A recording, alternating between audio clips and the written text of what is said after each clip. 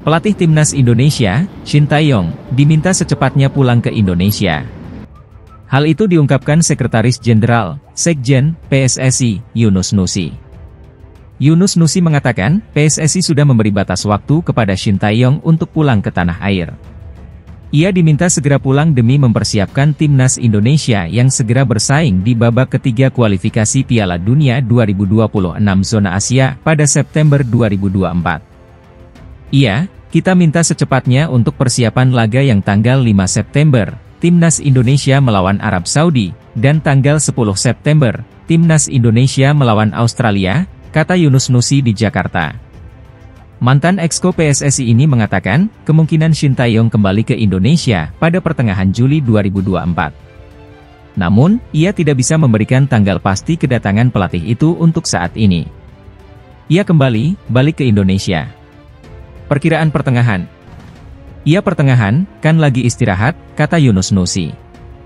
Yunus Nusi berharap Shin Tae-yong dapat memantau para pemain saat Piala Presiden 2024 mulai bergulir pada 20 Juli 2024. Ajang itu akan diikuti 8 tim Liga 1 2024 hingga 2025. Pada saat Piala Presiden mudah-mudahan sudah ada, sembari melihat lagi anak-anak dia, pemain Timnas Indonesia, latihan, ujar Yunus Nusi. Menurut asisten pelatih Timnas Indonesia Nova Arianto, Shin Tae-yong balik ke Indonesia pada 21 Juli 2024. Setibanya di tanah air, pelatih asal Korea Selatan itu akan memberikan roadmap kepada PSSI jelang mengarungi babak ketiga kualifikasi Piala Dunia 2026 zona Asia.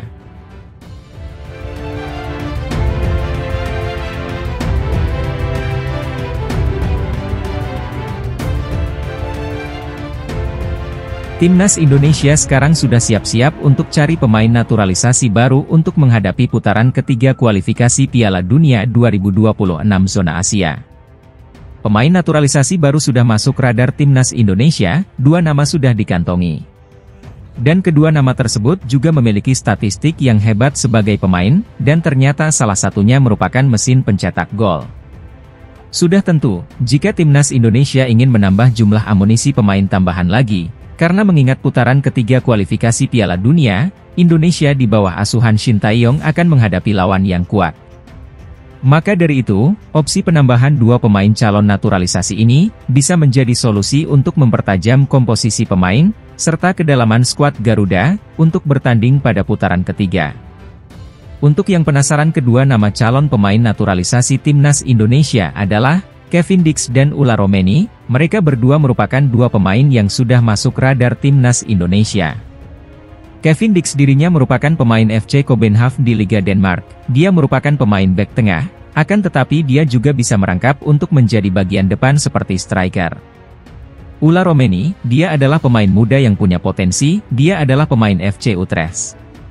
Bahkan Ula bisa dijuluki sebagai calon mesin pencetak gol di lini depan buat Timnas Indonesia, jika dilihat berdasarkan statistiknya yang bagus.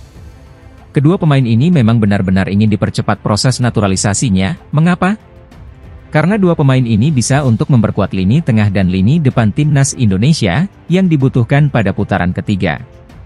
Kita bedah dulu, statistik Kevin Dix. Dirinya merupakan pemain berusia 27 tahun, dan memiliki harga pasar yang tinggi sebesar 69,53 miliar rupiah, bahkan lebih tinggi daripada harga Tom Haye. Statistik Kevin Dix berdasarkan klub yang dilansir dari Transfermarkt, sebanyak total 26 gol, dan 28 assist. Ini semua berdasarkan statistik dari dirinya dengan berbagai klub yang pernah dijalani oleh Kevin Dix. Kini giliran Ula Romeni, pemain muda yang bisa dibilang bertalenta, karena dirinya di usia yang masih muda yaitu 20 tahun. Namun sudah bisa bahkan banyak mencetak gol untuk dirinya sendiri di usia seperti itu, dia merupakan pemain depan, alias striker. Berdasarkan statistik Transfermarkt untuk data klub dari Ula Romeni, dirinya bisa dibilang sebagai mesin pencetak gol.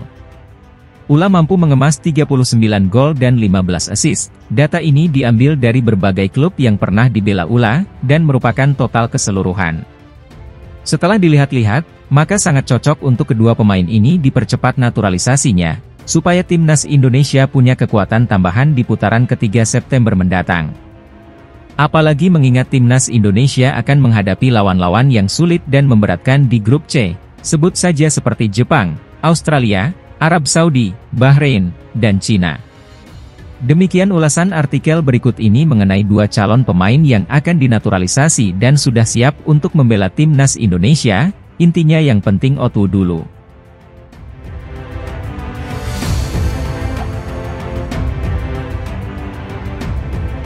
Kiper FC Dallas, Martin Paes diprediksi belum bisa tampil untuk memperkuat timnas Indonesia di putaran ketiga kualifikasi Piala Dunia 2026 zona Asia.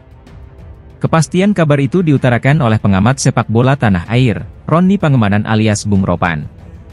Omongan Bung Ropan itu dikabarkan valid karena mendapatkan informasi A1 dari Ketua Umum PSSI, Erick Thohir.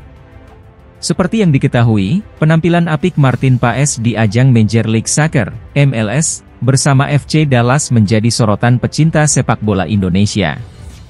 Terlebih Martin Paes masuk MLS All-Star 2024. Alhasil, banyak supporter timnas Indonesia yang mengharapkan Paes agar bisa membela skuad Garuda. Apalagi timnas Indonesia sukses menembus putaran ketiga kualifikasi Piala Dunia 2026. Tergabung di grup C, timnas Indonesia berhadapan dengan lawan yang kuat seperti Jepang, Australia, Arab Saudi, Cina, dan Bahrain.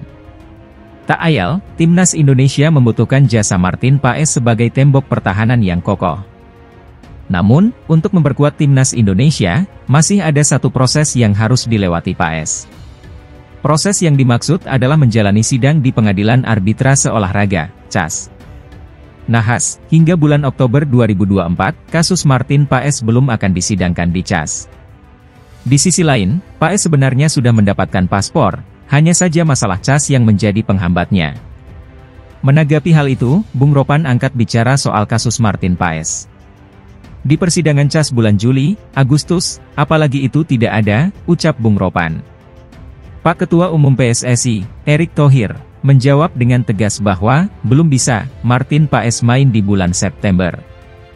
Jadi jelas teman-teman, ini informasi langsung dari Pak Ketua PSSI, bukan dibuat-buat. Berarti dia, Paes, belum tersedia untuk bermain melawan Arab Saudi, 5 September, dan Australia, 10 September. Meski begitu, Bung Ropan masih menanti keajaiban. Kecuali pada proses nantinya, semisal nanti ada sesuatu kejutan besar, nama Martin Paes muncul masuk dalam list persidangan.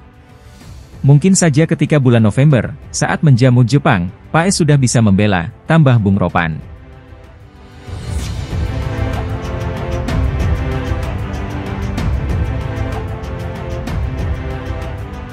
Kabar menghebohkan sekaligus menggembirakan datang dari Martin Paes, calon kiper naturalisasi timnas Indonesia. Namun, bukan tentang kepastiannya kapan merumput untuk timnas Indonesia, melainkan terpilihnya Paes ke dalam tim MLS, Major League Soccer, All-Star 2024. Musim ini, Martin Paes tampil tangguh bersama klubnya, FC Dallas, di Liga Amerika Serikat atau MLS, kompetisi yang juga merupakan tempat merumput Lionel Messi. Sama seperti Paes, Lionel Messi sendiri tentu saja masuk ke dalam tim MLS All-Star 2024 yang secara